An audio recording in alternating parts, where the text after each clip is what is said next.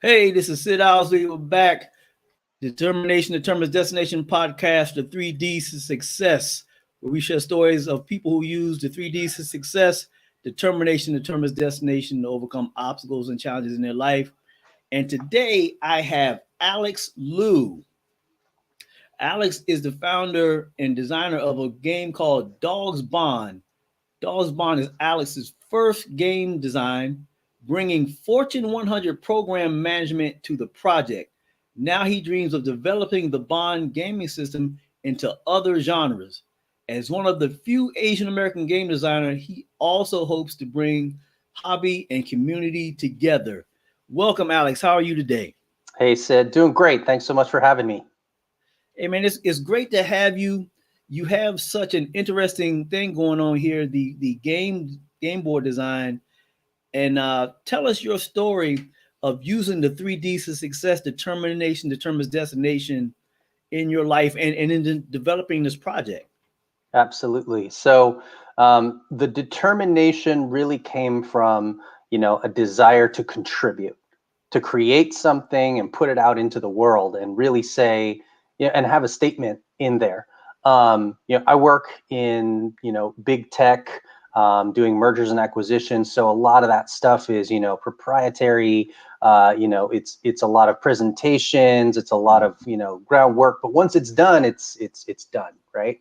Okay. So I was looking for a way that I could contribute and give back. And one of those ways that I had, based on my hobby and my interests, my charitable interests, is creating a board game and merging that with my work, my volunteer work with rescue. And so bringing that together to create something that is family friendly, that's fun, that tells the rescue story with a little bit of whimsy, play, and of course, hope, and bringing people together at the table. Because, if I'm going to sit down with you for a, 45, 60-minute game experience with you, I'm investing in you, right? And so pulled that together, really started it in 2017, starts and stops. And then in 2019, got into the 3Ds, right? And got into that determination to make it happen, to get it out, to make sure I had the right artist team, to make sure that I could, produce it, get it to crowdfunding. And with that determination, really fueled me forwards through most of those obstacles that you can imagine, designing, creating a board game on your own, finding artists to work with virtually, and then doing crowdfunding. And fortunately for us on crowdfunding, we went to Kickstarter, and we have funded over, at this point now, $30,000 in crowdfunding to make this board game happen. And we are very excited. We're going to print very soon, and hopefully, crossing fingers with all the supply chain stuff, we'll be shipping to our backers and customers in May of 2021. Wow, that sounds awesome, man. Thank you. Yeah. So tell us what does it take to develop a board game, and also your unique Liam Neeson like special ability, your special qualities, a special set of skills. I have a special set of skills, a certain set of skills. Absolutely. Designing a board game is, it can be really open for a lot of interpretation. Do you like, really simple games where you just take 2 dice, you roll it? Do you like strategy games where you're having to make a choice, determining what pieces go where, maybe like, dominoes or bones, and then really fleshing that out into an all-out game, of course, that animates the player, that excites the player, but also too isn't just, accounting, moving chips from one thing to another. So really, there's a lot of art and science behind it. And like I said, in 2019, I got really serious, had all the game mechanics down, really did some testing, and that determination. Some people who watch from the outside may say stubbornness was just to get through those obstacles. And I committed to myself, I'm going to suck at something new And that something new was creating a board game in 2019, and then pushing myself to the goal of getting this, funded in 2020, and now into print in 2021. So that's been that kind of a journey. I like how you said you're going to commit to sucking at something new, because that's it takes that willingness and that determination to do that. When you want to do something new, you've never done it before, you have to commit to the failures as well as the success. Mm-hmm. And Mm-hmm. that's what you've been wanting to do to create this game. I mean, that is great. And so tell us more about what goes into creating the game, and like I said, your unique set of skills, how that played a part in developing this game. Yeah, so my unique set of skills there is, all around kind of observation, systemization, process. And so, I've been working with lots of big companies on, HR processes, hiring processes, understanding, how do you make it, how do you leverage technology, or leverage, people in the team to give people a good experience, whether that's in service center, hiring, any of those things. For me, that really translated into the same kind of observational quality and level attention to detail when examining how to design a board game. So really pulling that together. And then from a project program management perspective, understanding, okay, here's my goal, right? And I knew that I had a goal to go to Kickstarter in 2020, and I just started working backwards, right? And I said, okay, let's figure out, break down those big, scary steps into small, manageable goals. Mm-hmm. And really thinking about it both from that big picture all the way down to, every last detail, font sizes, how many characters can fit onto a card, those types of things. And yeah, so from my perspective, my contribution to the project was game design, game mechanics, also to the story and the theming of the game. And then, at the other kind of business production side of it, it's, learning where to go get your game printed, learning where to go get prototypes, understanding that, you're going to ask 10 people and you're going to get 10 different answers, sorting through that and figuring out, what's the best solution for me, for my project, right? And so I think that those are my special skills that I brought to it. I certainly didn't do the art. Like I've shown people some of my art, but like this is just, above and beyond my wildest expectations. And, I'm really pleased with the product that we're going to be bringing to folks, in a couple of months. Awesome, man. So as you've shown, the game is centered around dogs. Tell us more about, like as you said, the story and the theme of the game. Yep. So all the players, and it plays up to 6 players. So if you're like me and you have a big family, you can get up to 6 players around the table. You take on the role of a rescue dog, and you're collecting the attributes you need to find your forever home. So you're going to take the role of like maybe the golden retriever, right? The Pomeranian, the Boston Terrier, and there's 8 total dogs in the game that we were able to fund through our backers. And and these are the characters. And so you play as the characters to collect the cards, collect the sets that you need to be adopted into one of the adopters' homes, right? So you're trying to match with, these, the different adopters on the different levels, right? So Winnie here is interested in health and temperament. Yasmin is interested in health and obedience, right? So that was really important for our game too, to kind of tell the story about that beginning, middle, and end, where you've got just dogs and people. And then as you progress through the story, you're learning more about one another, you're finding that bond with one another until you get into your forever home.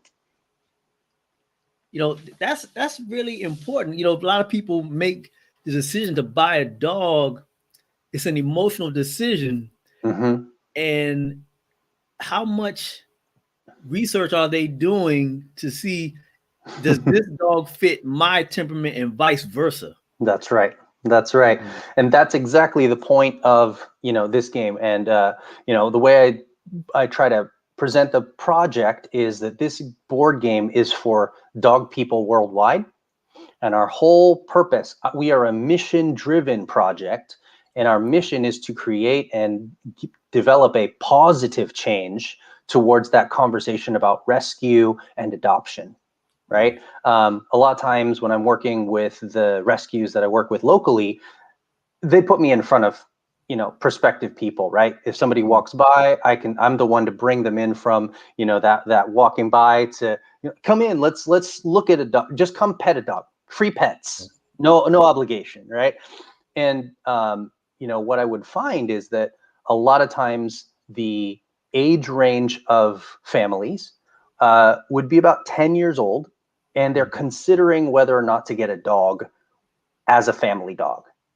And that was one of the main drivers of the creation of this game, is to build in that empathy, that compassion, that, hey, these dogs are just coming to you and trying to be the best dog they can be.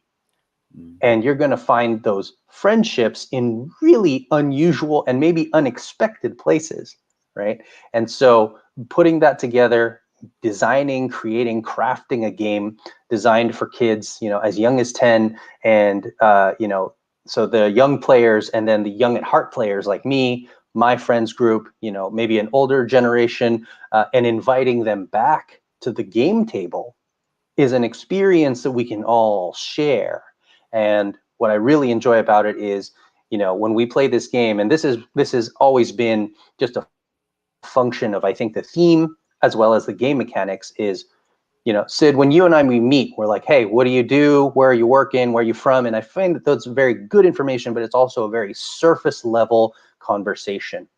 When I ask you about how has an animal friendship affected your life, how has rescue impacted your life, then people talk from a different place. It's their soul, and they open up.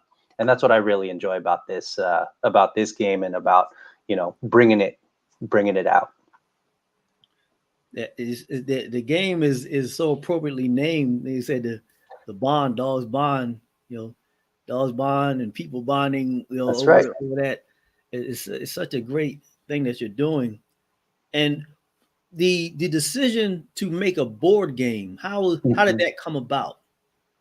Yeah. So I have, like I said, I have a large family. I've got, 2 nephews and niece, age range, 9 to 15, plus, my family as well. And I was trying to find a way that I could connect with them that didn't involve screens, right?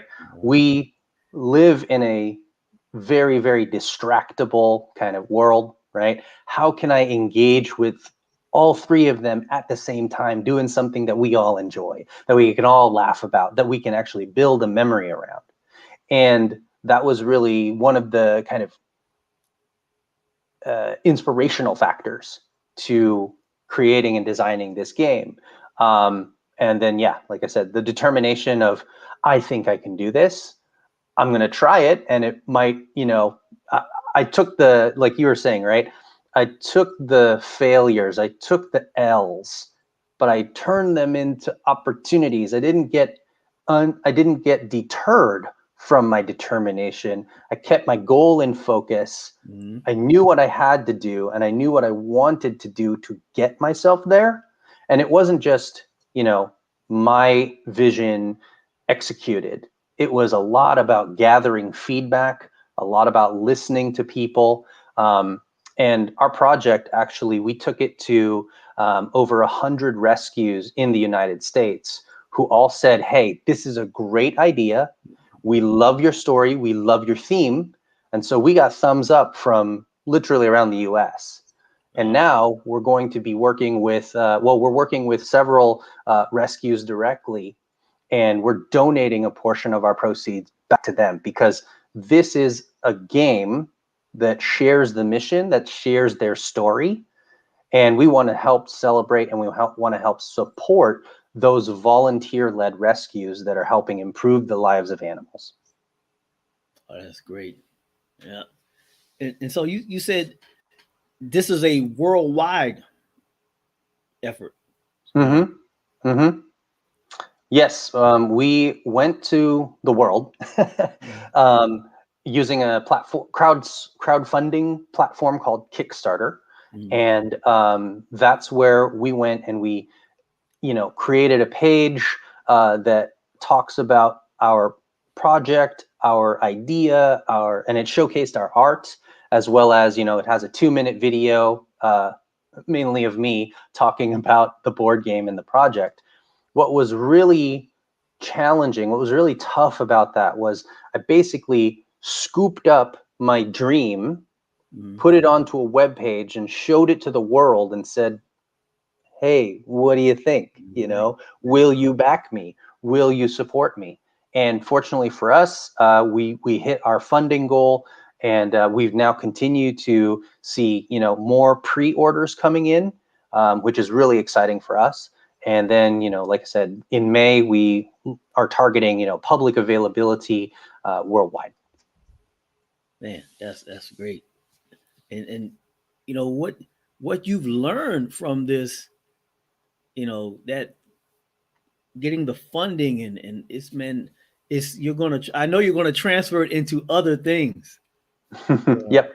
Yeah, Absolutely. that's Absolutely. such a great experience.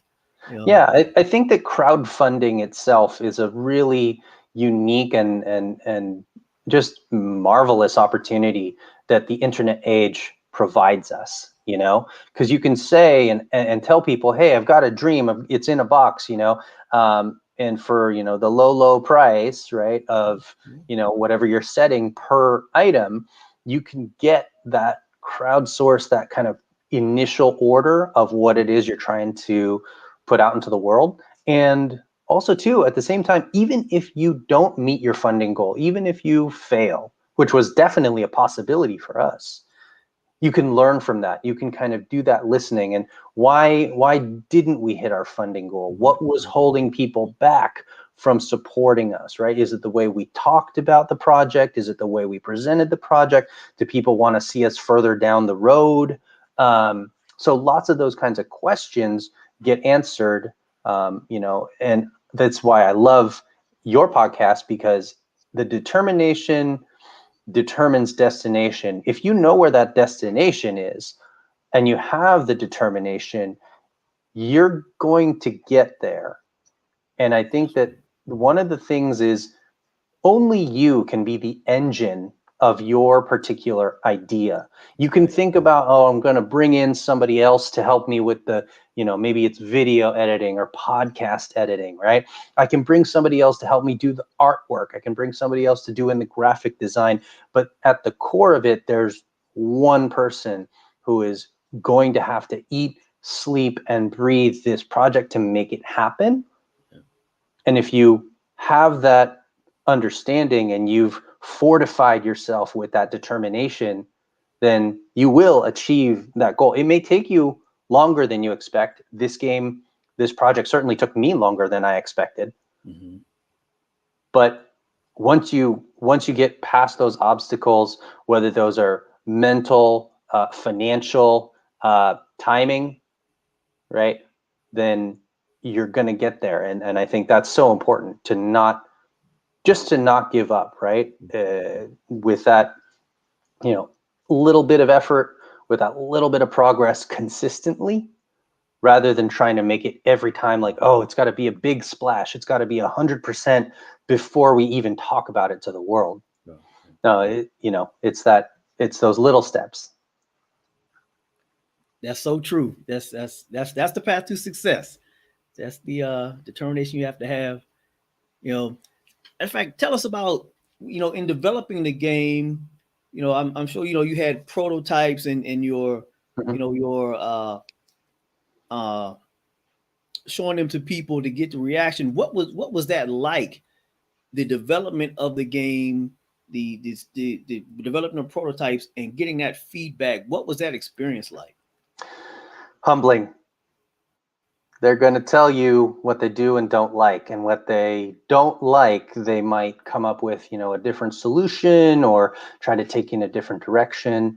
And it's all good, because I think when you go to a game night, right? And this, in the before times, you could go to like a pizzeria or a board game shop on like a Tuesday or Wednesday night, and they would just have a little table and say, this is for amateur game designers, sit around the table, contribute to the conversation, test other people's games and they'll test yours, right? And learning and listening to what it is that the different, audience member, other game designers, maybe with more experience, can provide to you in terms of feedback, it's very humbling. Because they're going to tell you what they didn't like. Yeah. And sometimes you have to take that feedback and re-strategize or incorporate a solution. And sometimes it's as simple as, I explained that poorly, and that's why that person, had that struggle or whatever. So, but at the very, bottom line, it's very humbling. And I think that, ask anyone who's in the board game industry, the community is so supportive. There's always room for one more game at the table. People want to play your board game, because it's only through that creativity and that collaboration are we going to see these really fun experiences, these fun games, right? And people want to sit and play with different people, because, that's what the hobby is all about, which is very different, from, maybe like a more cutthroat industry, like, I don't know, hedge funds or, app development, right? Where it's like, we got to be the app or the fund that's on the scene and, doing all these things that are right, kill the competition kind of a thing. I think that for the board game industry, at least in my experience, it's been very collaborative, very community focused. And I really like that. And it's different than what I had expected. But again, knowing where my destination was, knowing that I had to get a game out, knowing that I wanted to be among these, and have that title of game designer, successful Kickstarter, crowdfunder, whatever you want to call it. I set the destination, followed the path, followed the course, and with a lot of determination. There's a lot of moments when you can give up, or a lot of times when, what my team calls, that constructive criticism, that's more like haterade. And you kind of, you can kind of get bogged down with like, oh, this person didn't like this and didn't like this. Knowing your audience, having that defined vision of who is it that I'm actually here to solve for. That was also too, again, understanding the destination, being able to, build a determination to get there.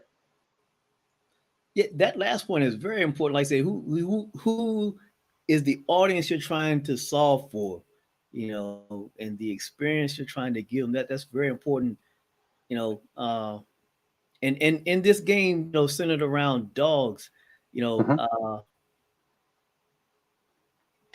us more about that. How you developed that concept of how you were able to solve find out who you're trying to solve for. How you were able to get to that point. Oh, it was my family. It was easy. I knew from the beginning, right? I wanted to find a way, like I said, to connect with them, to engage with them, that didn't require a cell phone, that didn't require the new game console. You know what I mean?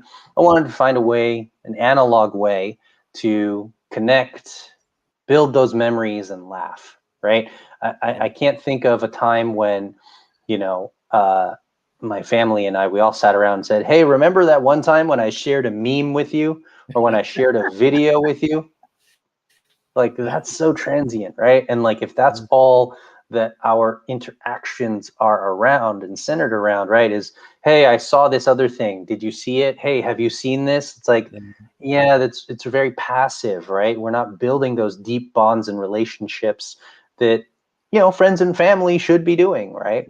Yeah. I mean, I think if anything, you know, 2020 definitely showed us the importance of being able to develop and have those, you know, in-depth, in-person experiences. And I know for me, my friends, my family, we will talk about the last time we got together and played a game and something happened, right? Something crazy happened, or, you know, we all got a good laugh out of it, because you get that real good belly laugh about things when you're playing a game together. Those are the stories that we tell every year at the holidays. Wow. And that's what I want to build, right? And that's what I wanted to commit to. And so that was really, you know, kind of that understanding. And of course, knowing that, you know, I have some family members who are like 10, you know, they're learning how to match colors and take turns and build sets and understand like big brain strategy. But I've also got, you know, a very sharp 16-year-old who's in high school, and, you know, I didn't want him to just run roughshod over everybody. So, you know, having those kind of people in mind, those players in mind, really helped me sort out what is my vision, what was the destination, and how to build for it. I mean, even knowing that determined, you know, what kind of art was I going to get. You know, I didn't want really dark, serious, you know, art, or like necessarily like art gallery, you know, high-end art, right? Okay. I knew my audience, I knew the destination, right? Ideally, we want to be, you know, on your local game store shelf, where you're looking at games to play with the family, and you're like, huh, yeah, I'm going to pick this up. You know, let's find out what this is all about, you know?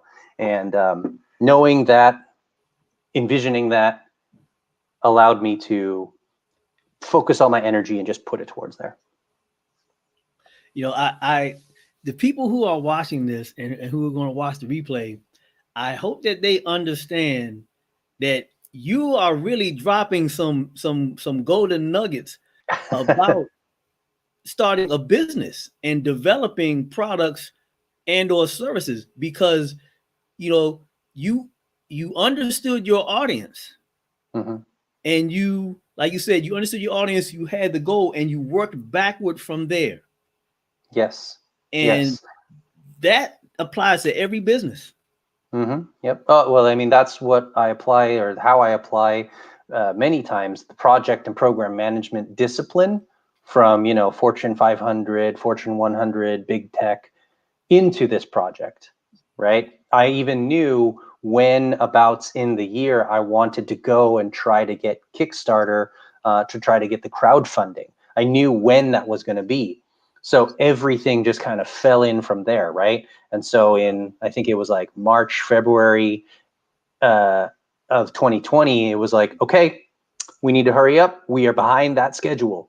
You know, unless you want to spend, you know, 24/7 working on this stuff, let's pick up the pace a little bit, right? And having that understanding to know, like, yes, like, we've got time before us, right? And you want to, and you can build your destination in your mind, work the plan, and like design the plan backwards, but you also have to count forwards, make sure that the plan adds up as much as it's going to, you know, work when you break it down. Man, those are nuggets, man. Those are huge golden nuggets that you're dropping. I hope everybody understands that. You know, Alex, as we get close to wrapping up, just tell everybody how they can get in contact with you, how they can get a hold of this game. Absolutely. Everything, and all of us, everything you need is at dogsbondgame.com. So it's DOGSBONDGAME, dogsbondgame.com. From there, you can really find out, you know, more about myself, my wonderful team that really pulled this together. There's three of us. You know, when I say team, there's only three of us. And, you know, we also too work with many real life rescues. So if you're interested in that, you know, you can learn more on our partners page. And of course, if you're interested and you wouldn't mind supporting a small independent game, you can get a pre-order, and the link is also on our website. And if you order before the end of March, you actually get $10 off the list price. And then, yeah, from there, we're going to be, like I said, in May, we're going to be shipping out the games, and we're also too going to be, hopefully, crossing fingers, worldwide available through rescues. We're doing something that's a little counterintuitive, really. We're not going through Amazon or other web providers. We're actually going to try to allow and empower the rescues themselves to use us as fundraiser, right? So it's just a direct, if you know of a rescue, have them sign up with us. If you're a dog person, come play our game. We would love it if you adopted us into your game night as a forever home. That's great. I really like that you're helping the individual small rescues to empower themselves instead of going through the big boys. I really like that you're doing that. Yeah. There's plenty. I mean, don't get me wrong, right? Like the large platforms, they do really, really well, right? We have, the big box, or the big online retailers. They donate, I think it's like 0.5% of your total and whatever. And I know a lot of rescues use that for fundraising.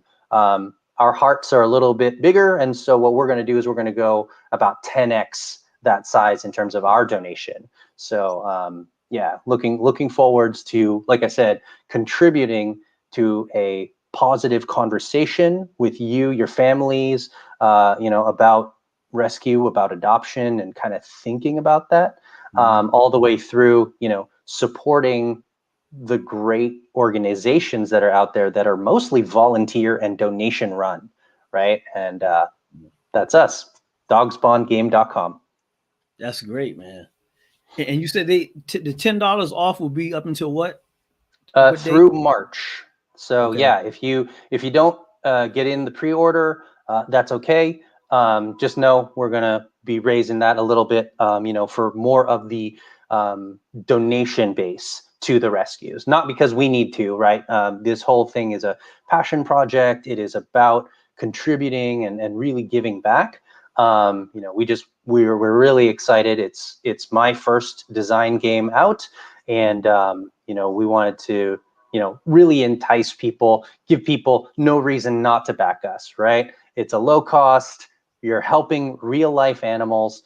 What's not to win, right? Let's all win together. So yeah. That's great, man. Okay, so I'm gonna put March 1st, right? March 1st is good for that date. Yeah. I'm gonna put it in the comments. Yeah, that'd be great. That'd be great. Yeah, we might give you a couple extra days, Sid, just because you're special and we love you.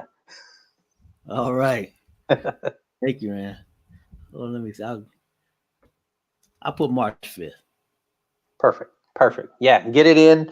That way, when we're doing all of our logistics and, we got to get through customs and stuff like that. But, we'll have that all sorted out. That way in May, it's just delivery. And then, hopefully then we can get, people taking photos with their copies of the game, taking photos with maybe your, your furry family member, right, with the game. So, yep, it's all there. That's the next destination, Sid. And I'm sure you'll get there. Thank you. Thank you. Alex, it has been great having you on. I love the project that you're doing, and it's so great that this game was developed out of one man's desire to bond better with his family. That's it. You got it. All right. This is Sid Owsley from the Determination Determines Destination podcast, where we share stories of people who use what I call the 3 Ds to success. Determination determines destination to overcome obstacles and challenges in their life. Pick up that Dogs Bond game from Alex Liu. He has a great project. It's a lot of great feeling and purpose behind what he has done. Pick that up. Thank you and have a great day. I'm out.